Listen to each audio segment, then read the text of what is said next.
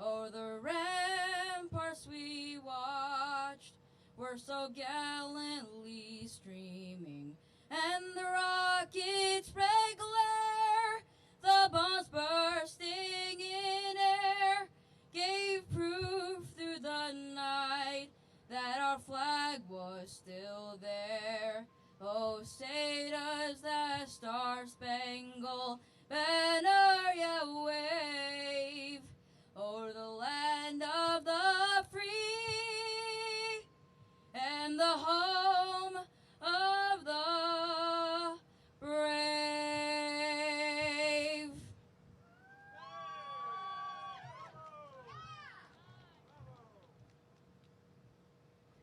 Thank you, Wisconsin. Thank you, everybody.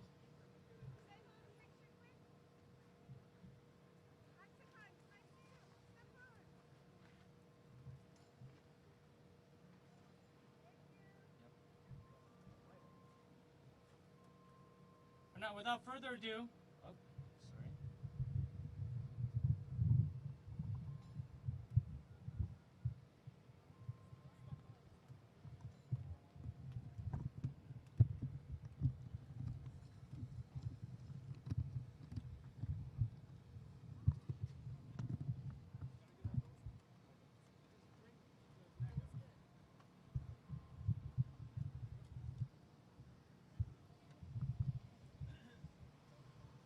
thank you, everybody. Oh. Take it. Okay. So now, without further ado, I'd like to invite Mr. Frank Gaffney, the Vice Chairman of the Committee on Present Danger China, who has helped us organize all of this together. So, Mr. Frank Gaffney, thank you.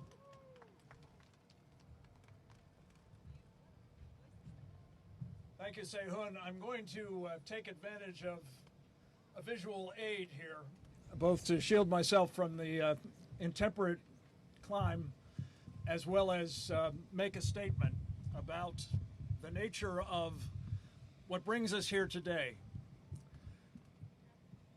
We are at an epical moment in history, I believe. One of those tipping points, quite possibly, that we have seen again and again and again in this country's history and indeed the history of the world. Where people who enjoy or yearn for freedom are confronting the forces of darkness, totalitarians of various stripes who have their different purposes, but a shared immediate goal, which is to destroy the free world. We have seen this recently in Hong Kong, where people who were promised the opportunity to live more or less freely for 25 more years were lied to and are being crushed, some of them physically, by incarceration in the brutal gulag of the Chinese Communist Party. Others, of course, have been operating under that crushing totalitarian form of government for many decades. They are very well represented here, I'm proud to say. They're what we call the captive nations. And my friend Se-Hun Kim is the director of a project that is designed to try to help lift up their voices and teach the rest of us who still have the privilege of enjoying freedom how fragile it can be and how much under assault it is from the Chinese Communist Party and its friends and allies. Countries like Russia, Iran, Cuba, Venezuela. And sadly, ladies and gentlemen, we now confront threats to our freedoms here at home, here in the United States.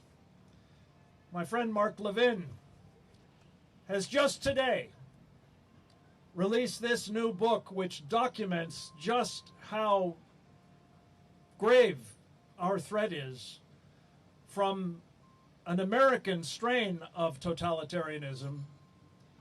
He calls it American Marxism. We are here today for the next few hours to raise our voices together, to warn about enemies foreign and domestic to freedom, to people who seek to suppress most especially this country because it is the ultimate impediment to the conquest of the rest of the free world. And what makes this moment so epical is that we are watching decisions being made right now about whether the free world, among other nations, will actually legitimate and empower and embolden the Chinese Communist Party as the leaders of the forces of darkness that seek the destruction of everything we hold dear. And that comes down to the reason for this rally. If we go to Beijing in February of next year for what are properly described as the Genocide Games, you can be sure it will be a banner day for Xi Jinping, for his party, for his regime, and for his China dream, which is to conquer the rest of us and force all of us to submit to the kind of slavery that the captive nations of southern Mongolia and Tibet and East Turkestan and now Hong Kong, and if they have their way soon, Taiwan, will all be subjected to. We're here to say, not on our watch. Not on our watch. Not on our watch. God bless you all. Let's have a great day. Thank you, Frank. And now I'd like to introduce a great hero of our committee who has done an amazing, amazing job in terms of bringing the voices of the oppressed for many years. Is now the head of the Women's Rights Without Frontiers. I'd like to now invite Ms. Reggie Littlejohn to give her remarks. Thank you.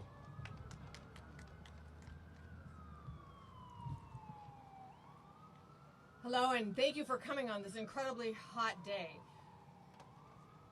In 1936, Hitler legitimated the Third Reich by holding the Olympics in Berlin. And he used that legitimization to commit genocide.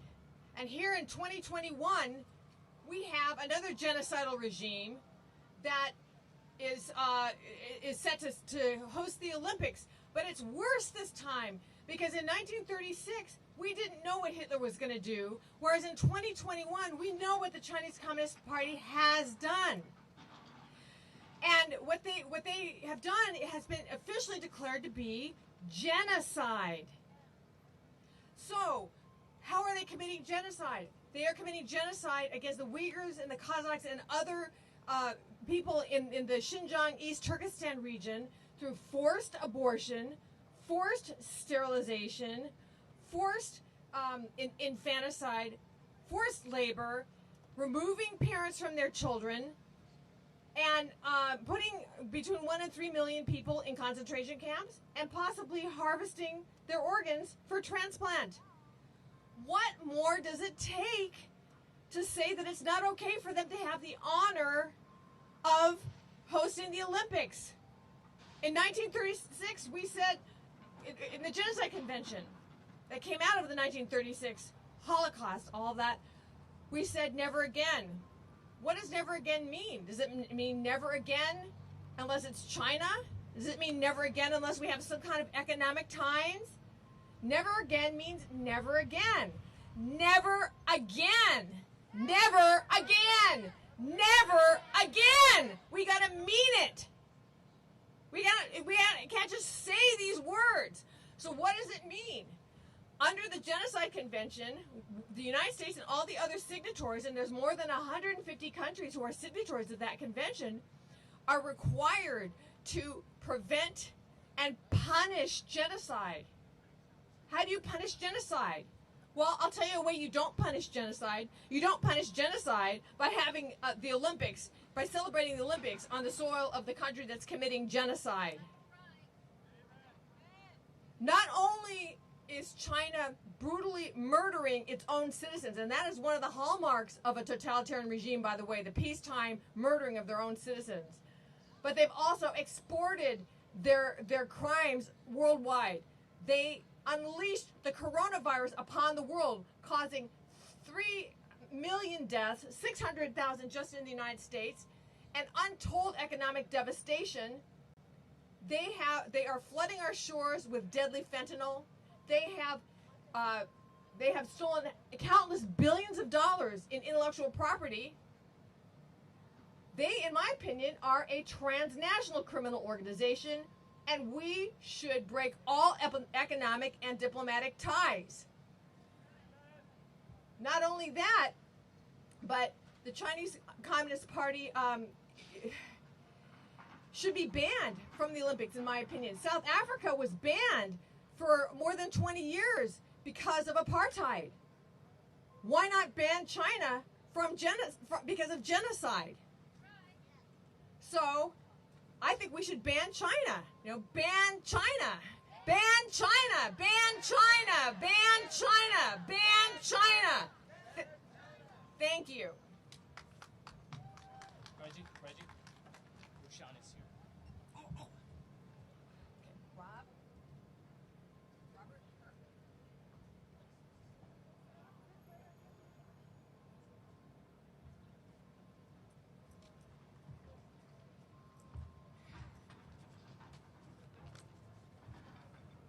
And Chen Guangcheng is also here. But where's Yashwi? She is coming. Okay, where's Yushan? It is my great pleasure to introduce to you a human rights hero, Rushan Abbas, an activist and advocate from Xinjiang, East Turkestan.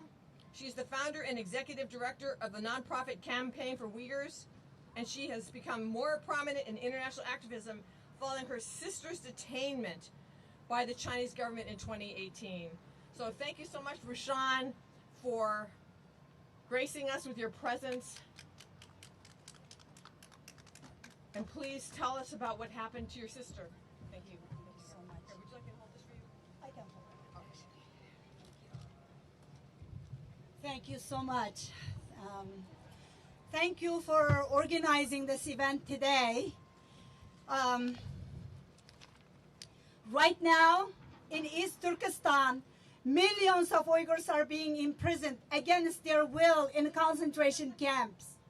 Inside those camps, they are faced with torture, forced sterilization, indoctrination, and mass rape. All this because the Chinese Communist Party finds the existence of the Uyghur people to be an inconvenience to them. There is no other way to say this. This is a genocide. How has the world responded? Some nations have recognized the genocide and they condemn those actions, and we are grateful. Yet, these condemnations will represent nothing when every nation in the world gathers next year in Beijing to celebrate an event grounded in peace and tolerance, the Olympic Games.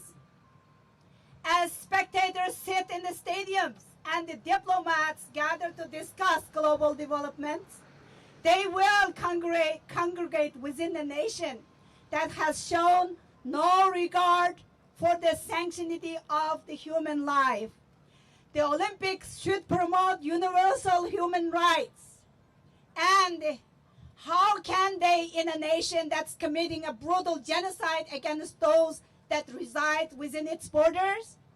This is not the first time I have spoken out about Beijing's unprecedented crimes against humanity. In 2018, when I spoke out, my own sister was taken by the CCP's retaliation. This is how much they fear our activism, how much they fear us.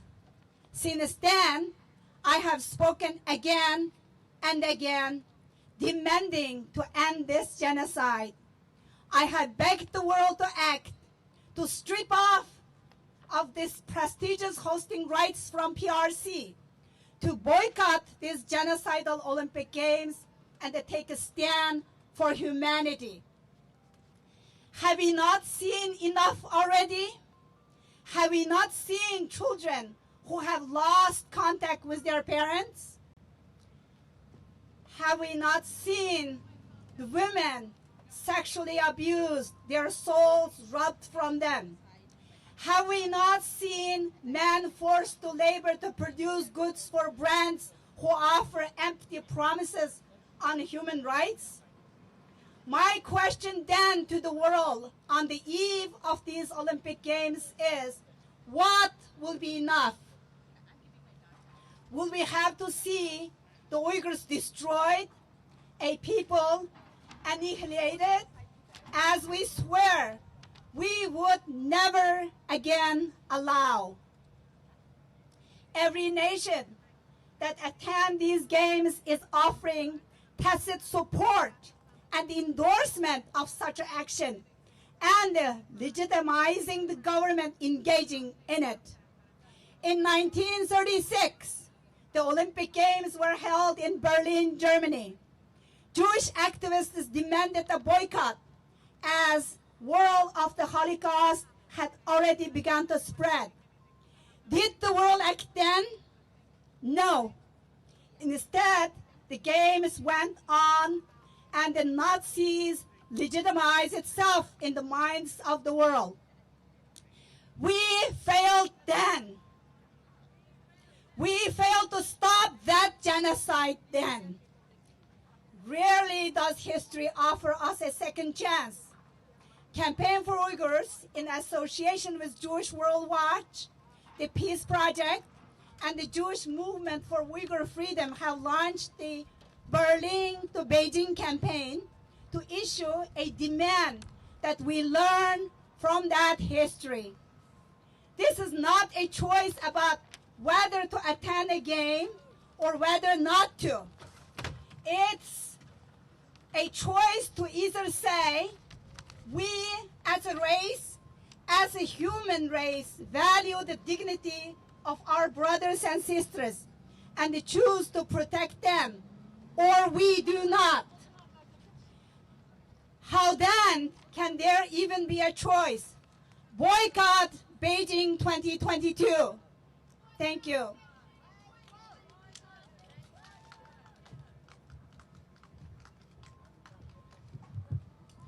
Thank you, Ms. Abbas, for the wonderful, wonderful speech.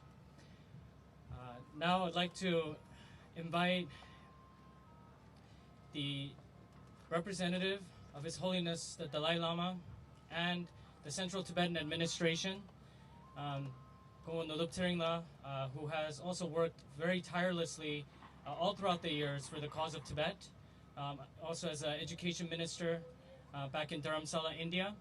And it is our heartfelt honor to have him come and speak on this day. Thank you.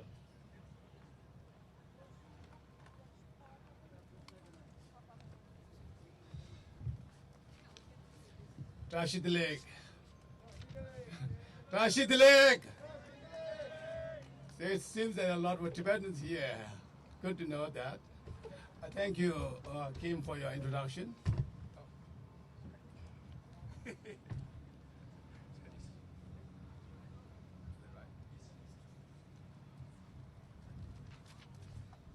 70 years ago, Communist China invaded Tibet. Since then, 1.2 million Tibetans have died due to torture, starvation, and execution. More than 6,000 monasteries were razed to the ground. Monks were disrobed and nuns raped. In 1960, the International Commission of Jurists reported that genocide has taken place in Tibet. The dire situation continues till date, and in fact, becoming worse. 156 Tibetans committed self-immolation. The constant mass surveillance, labor camps, arbitrary detention, and enforced disappearance are the prevailing norms in Tibet. The whole of Tibet is like a police state and under lockdown for decades. Freedom House has, in their latest report, listed Tibet as the least free country alongside Syria. Journalists Without Border has reported Tibet as more difficult to access than North Korea. The year 2020 was undoubtedly the darkest year in recent history of the world because of the Wuhan-originated pandemic. Millions of people lost their lives and the lives of their loved ones. The world economy has been badly shattered due to CCP's lies. Had the Chinese Communist leadership shown more responsibility and accountability, the world would have been saved from these extraordinary sufferings which are still continuing. Tibetans and supporters have raised the alarm of CCP's cruelty and expansionist design for decades, but little was done to resist the onslaught. The economic greed and the appeasement policy by the free world emboldened the CCP. More acts of brutality and belligerence continued and intensified. 2008 Beijing Olympics took place with huge promises by the CCP to improve freedom and human rights condition in China. It also promised to open up as another free country, but in reality, it is the other opposite. It turned worse. Look at the genocide in Xinjiang, as she was just mentioning. Decapitation of basic human rights in Tibet, Hong Kong, and southern Mongolia. Look at their constant threat to Taiwan and India. More can be endangered if the CCP belligerence is not stopped. The 2022 Winter Olympics is a moment in history, and the international community must make China stop these egregious acts. If China were to enjoy the privilege of being a member of international community, it must also respect the international norms and rules pertaining to human rights, freedom, and justice. Before I conclude, I would like to acknowledge the historic legislations passed by the US Congress in recent times on Tibet, Uyghurs, Hong Kong, and Taiwan. Those were a source of tremendous inspiration for all of us. Thank you, United States. May I also call upon the international community to continue to stand in solidarity with us, not just for our freedom and human rights, but also for your freedom and democratic values. Finally, I'd like to thank Kim and the organizer for the opportunity to speak today. Thank you very much. Thank you.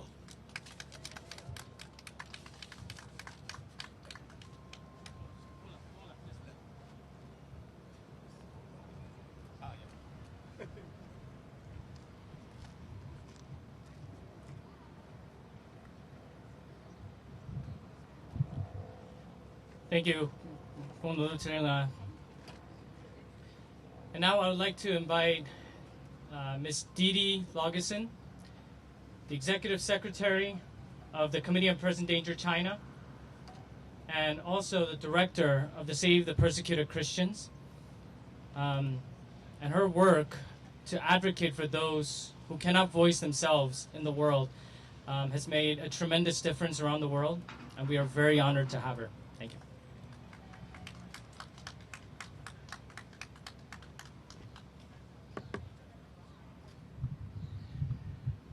Hello, everyone. Hello, captive nations.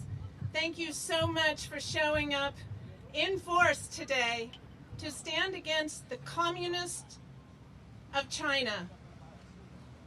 They are not only committing ongoing genocide against the Uyghurs, Kazakhs, and other Turkic minorities in Xinjiang, they have already committed genocide against Tibetans and Southern Mongolians, and they have broken international treaties with respect to Hong Kong. It is their intent to take these lands and rid them of their cultures and their peoples, their languages and their faith. And I stand here today especially wanting to bring to light the persecution of Christians in China. At Save the Persecuted Christians, we advocate for 340 million Christians experiencing heavy persecution globally, and China is one of the worst offenders. Not only for Christians, but for people of all faiths, Tibetan Buddhists, Uyghur Muslims, they are not allowed to teach their children their faith. Children under 18 are not allowed to enter into places of worship. They are blocked at the door. Even a baby nursing at the breast may not enter into a place of worship in China. And that breaks the International Convention on the Child, which says that a parent and a child get to determine what their faith is and be brought up in that faith. And China signed on to this convention with many other countries in the world, but they have broken that treaty.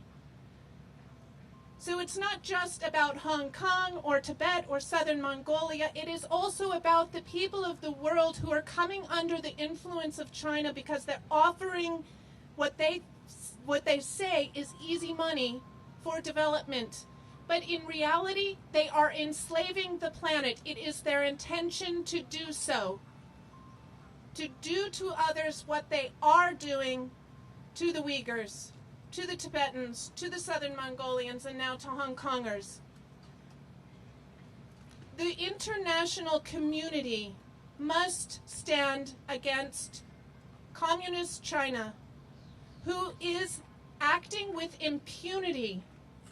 Each one of these people who are held in the camps in Xinjiang, 1 to 3 million, they each have a face. They each have a name. They're children, sisters, brothers. And we cannot forget them because they are in distant lands. We must speak out. And it is a moral imperative for the international community, the countries of the world who celebrate the greatness of the Olympians, to not allow them to be stained by their crimes against humanity. In these worship places in China, they have placed surveillance cameras, and you must be on a list in order to attend. And your family, if you are a follower of a faith and choose to continue in that faith, the Chinese communists use something called the social credit system to dock you, to keep you from mass transit, to keep you from conducting business with your credit cards. China is mostly a cashless society, so that can be very harmful. They keep you from employment, from renting properties, from being able to own a business. It is very devastating. China should not host the champion of games, the Olympiad. We must move the Olympics. Let's move the Olympics. Let's move the Olympics. Let's move the Olympics from China. Thank you so much.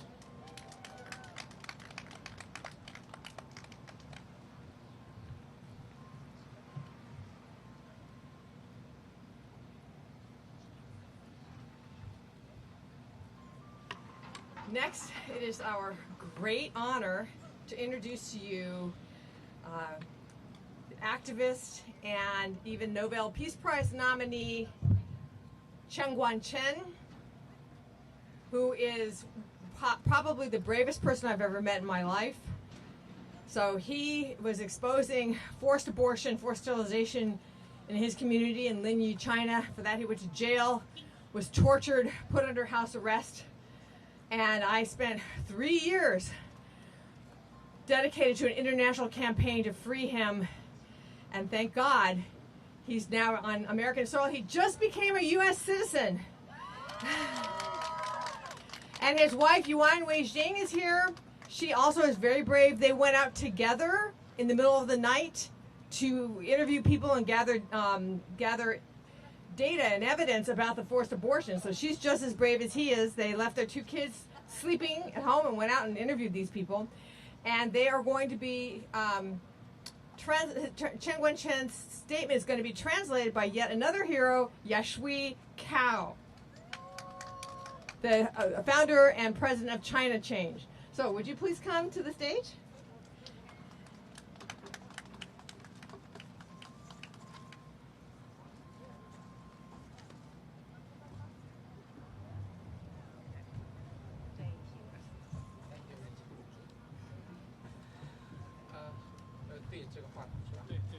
OK。各位朋友好，非常高兴今天在这儿跟朋友们一起倡导，呼吁全球抵制中共举办北京奥运会。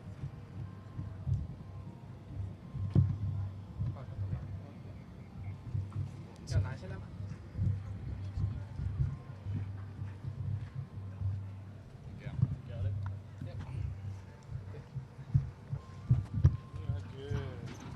怎么了？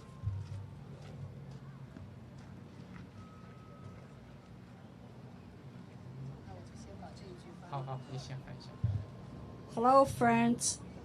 I'm very happy to be here with you all to rally against and boycott the Beijing Olympics. 今天我站在这里，我一直在想，13年前我在临沂监狱的时候，那个时候北京奥运会第一次在第一次在北京举办。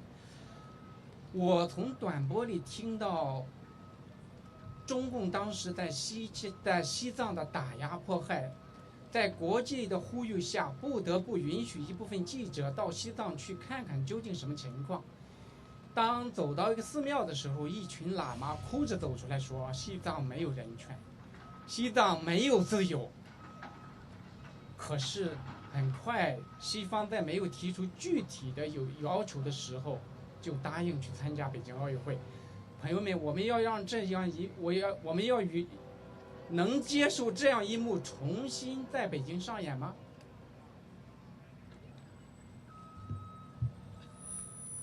When I'm standing here, I think back in 2008 when I was in prison in Shandong Linyi. At the time, the Beijing Olympics was going to be held in Beijing, and I used the shortwave radio to listen to the news, and I heard that in Tibet there was protests. And under the international pressure, China allowed foreign journalists to report from Tibet. when they visited a monastery, a temple, the monks and came out crying, saying that there's no human rights, there's no freedom in Tibet. But at the time, the West did not propose any concrete measures against the Olympics in Beijing in 2008. Instead, they sent their athletes. So my question is, can we allow this to happen again? No, yes. So 我在监狱里非常明显的感觉到，中共已经做好了充分的准备。如果西方提出要求，他会释放很多人权捍卫者。可是，这个在当时却没有具体的提出来，就答应去参加了，结果丧失了一次让中国改变的机会。我想现在像高志胜、张展很多人权捍卫者包括吴干胡适干都还被中共关在监狱里。如果他们知道现在西方又去参加北京奥运会，心会痛的。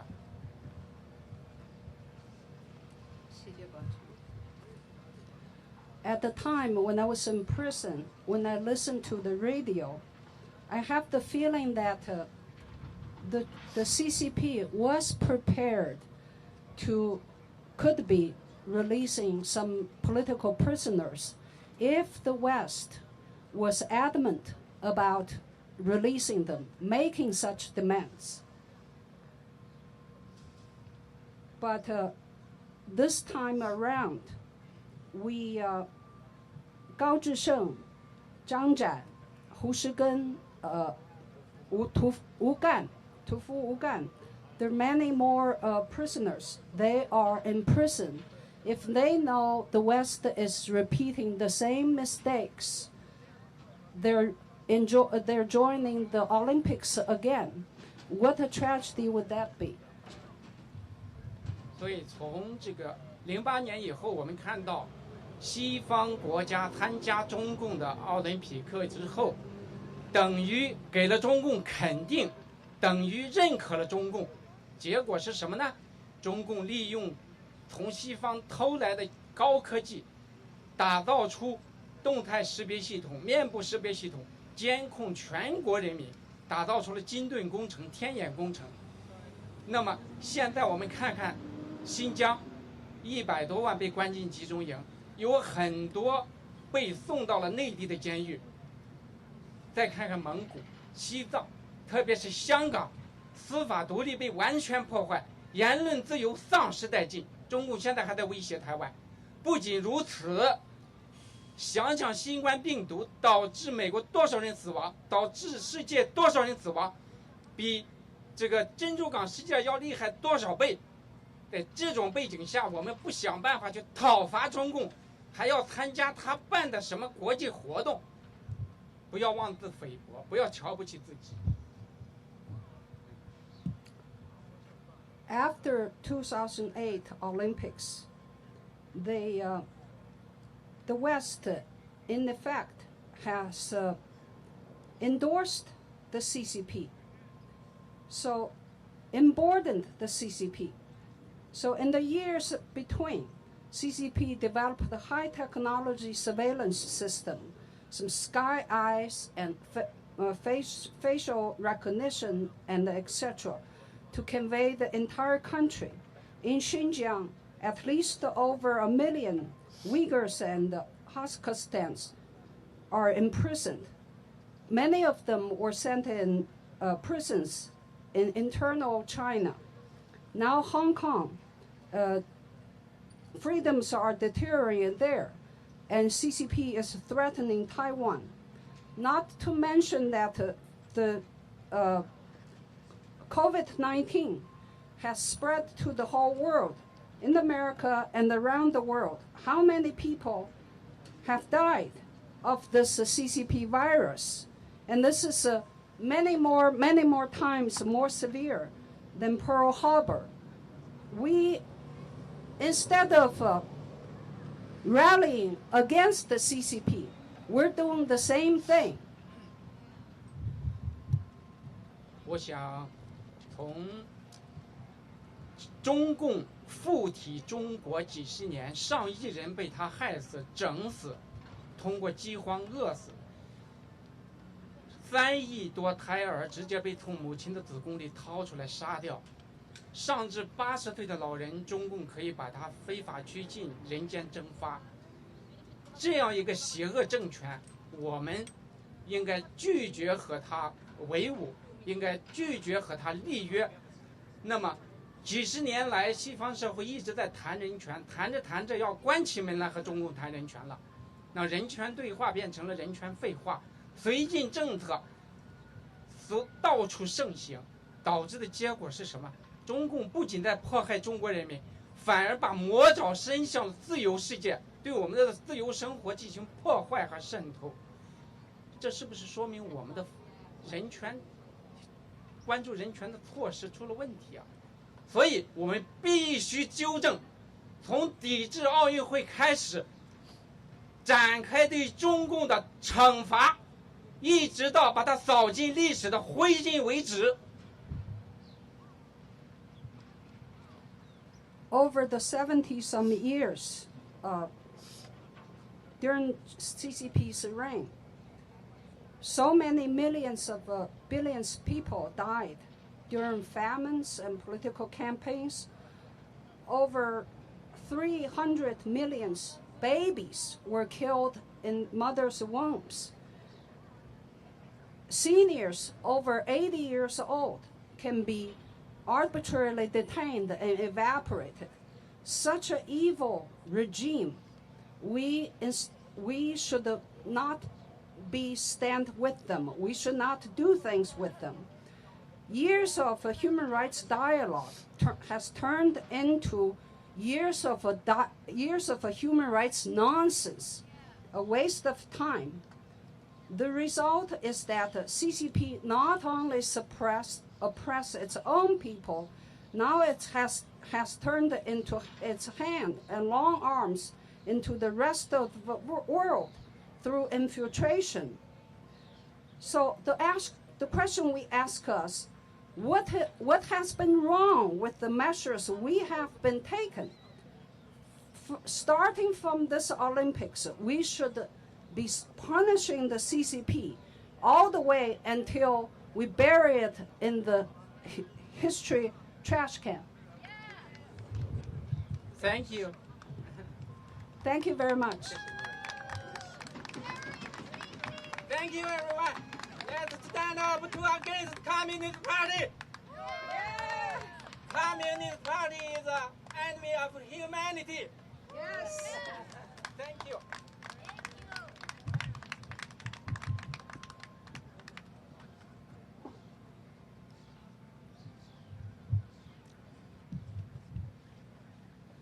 Thank you, Mr. Chen Guangcheng, for the inspirational speech. 非常感谢你. So now I would like to invite Mr. Omar Kanat from the Uyghur Human Rights Project. He is also working as the director, and also he has been a very active member in the leadership of the World Uyghur Congress. So further ado, thank you, Mr. Kanat.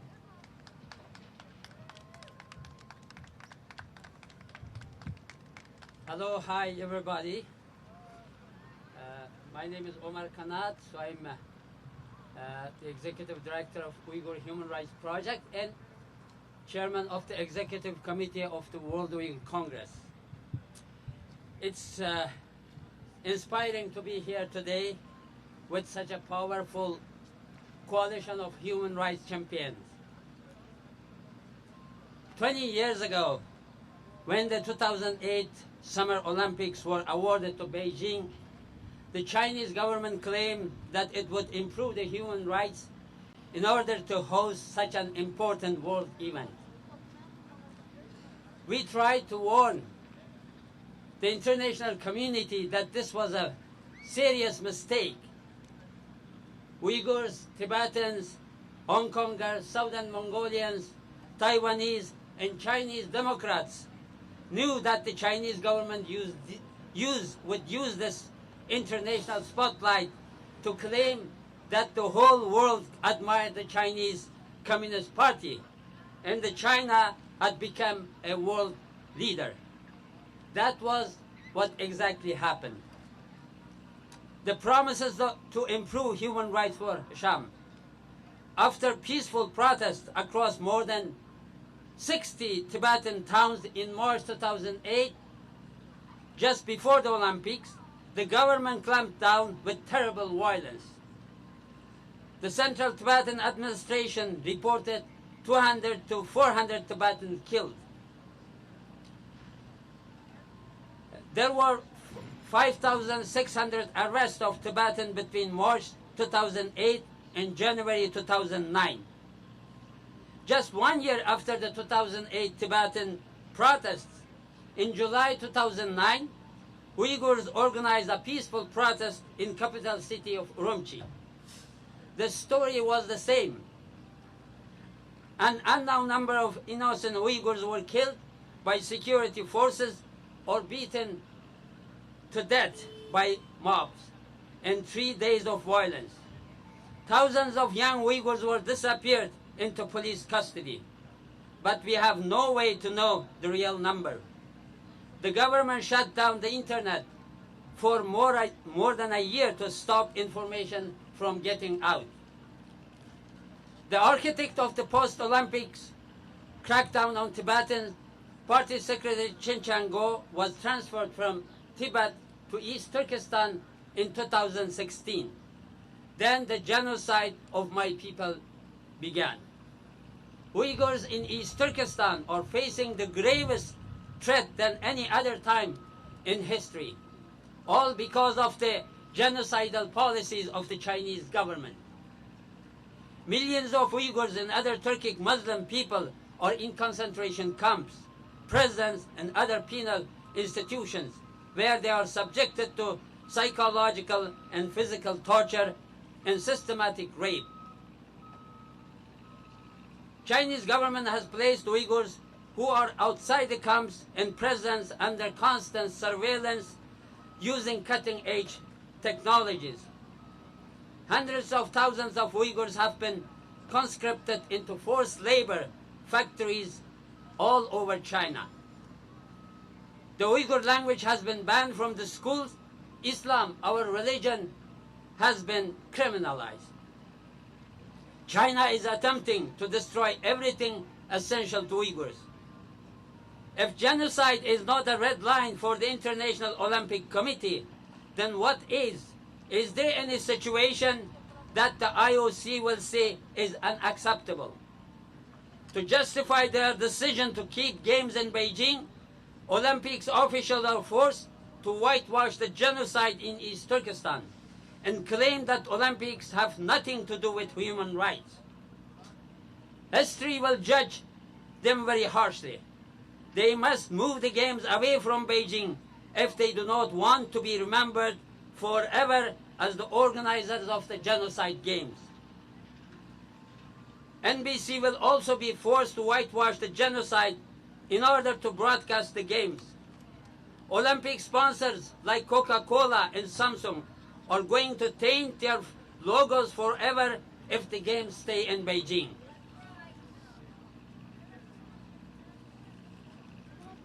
But they must realize the Beijing Olympics are a referendum on genocide.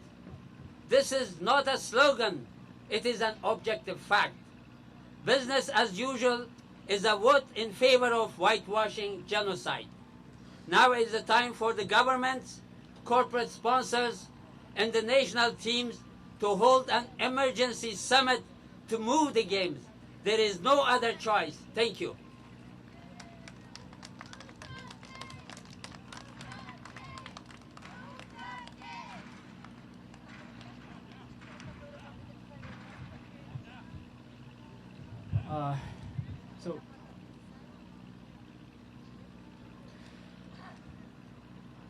Today we are very honored to be joined by former Ambassador Sam Brownback, who has dedicated a large portion of his career and his life to advocate for the religious rights of all people, and has also graciously was part of our process in organizing this rally as well, and on top of the International Religious Freedom Summit. So without further ado, please welcome Ambassador Sam Brownback.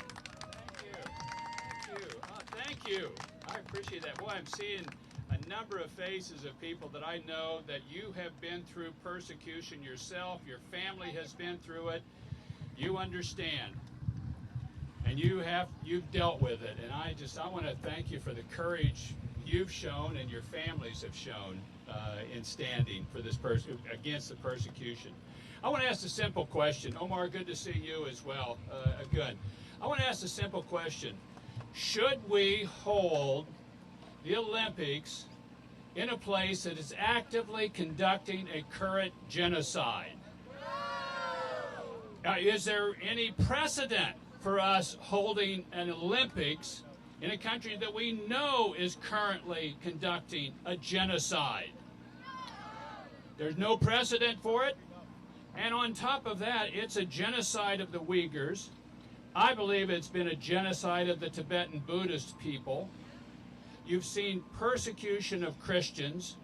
You've seen the Falun Gong has gone through an amazing level of persecution, including forced organ harvesting that's now been authenticated by multiple groups. You're seeing all this level of persecution taking place of all faiths. The Chinese Communist Party is at war with faith. It's a war they will not win. But as one of the people that's told me from the Tibetan leadership has said, either the world will change China or China will change the world. It will happen one way or the other. And we need to take and say we will not do Olympics in a place that's actively conducting a genocide. We will not do it as a world community. We will not participate when somebody is doing something of that magnitude, that horrific in the world today, and we know it. And we know it. We will not do it. So I'm asking the people that are watching, that are listening, that are here to continue to advocate for this. I believe they should be moved to another site, a different venue, not to discontinue the games, but to move them to another venue. I know that is hard to do. It is not impossible to do. I know it also. What will it say about the world if we have the games in a country that's conducting an active genocide, that is doing the level of persecution of the Chinese Communist Party today? Now, I love China, and I love the Chinese people, and my youngest daughter is Chinese, and we just married her last year, and she just graduated from Baylor University a year ago, and she is a wonderful human being. I love the Chinese people. I do not love what the Chinese Communist Party is doing to the Chinese people and around the world. I also call on them to open up their internet space. Bring down the great Chinese internet firewall. Bring that down. And Congress should fund the efforts to bring that internet firewall down. But more than that, what does the Chinese Communist Party have to hide from their own people that they can't get on the internet? What are they hiding? What shouldn't they know about? And why don't you, while you're at it, if you're a great nation, and China is a great nation, why don't you let the Dalai Lama go home safely and be able to return to Tibet, and so he can see the Tibetan people, the homeland for him and for his people? Why not? What is wrong with that? And while you're at it, why don't you open up your medical records? If you say you're not doing the forced organ harvesting, then open up your records and let the world examine it and see. You have it in your capacity to disprove this, and you're not. Open those records up. Let the world see. Let people come forward. Let them get on the internet. If you seek to be a global nation, You should open up under global standards, and you should live by those standards. Now, I'm banned from traveling to China now. My visa was taken back when we went after Chen Guangcheng, the party chairman in Xinjiang, who had been the party chairman in Tibet. When we went after and pulled his ability and his family's ability to travel here, they came after me. And I was one of several, along with Chris Smith and several other people, Ted Cruz, that they pulled our visas, and they've since have pulled several others. That's fine. I do look forward to the day to traveling again to China when there's a different leadership in place. And that country is open and free and joins the global community as a responsible nation that doesn't do genocide, that does live by religious freedom, that allows its own people to practice their faith freely and peacefully instead of under persecution. Keep in the fight. I know this has been a long one for a lot of people. Keep in this fight. God bless you all.